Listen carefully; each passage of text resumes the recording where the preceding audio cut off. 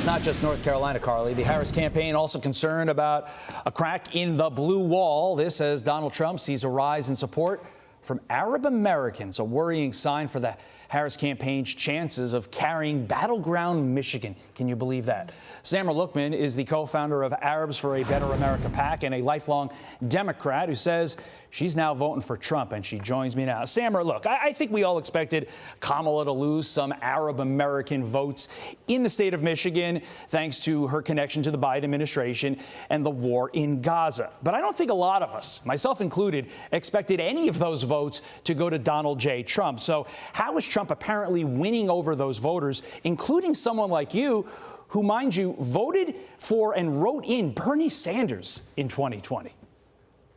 Yeah, and I'm still a very progressive Democrat, and there's a lot of cognitive dissonance here. However, what people like myself, people on the ground here in Dearborn in Michigan, are really prioritizing are the human lives that are being lost in Gaza as a result of the genocide. And one thing that we will not do is we will not forgive the loss of over 250,000 children, innocent men, women, and children, families that we've seen torn apart. We cannot erase those memories of the videos that we've seen of burning people, of demolition and destruction. And for that reason, we are looking for hope in somebody who can actually stand up and stop the war, whether it's peace through strength or whatever it might be.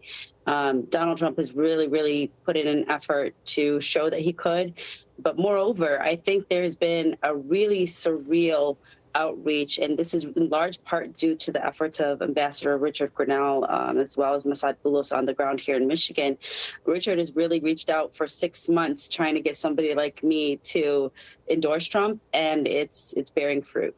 To be clear, Donald Trump has been unequivocal in his support for Israel, unequivocal in his support for Benjamin Netanyahu. But to your point, you say out of all the candidates, the one that you trust the most to lead to peace in the region, to end the wars, to end the killing is Donald Trump. Is that accurate? Yes.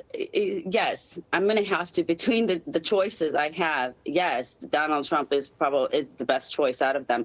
What I can say is that right now, what is happening under Biden-Harris administration is not sustainable. It is not working, and it is escalating and broadening all of the things that Democrats have been warning us. Don't vote for Trump because he might restrict funding for UNRWA and humanitarian aid. They're doing it. He might allow for the complete destruction of Gaza.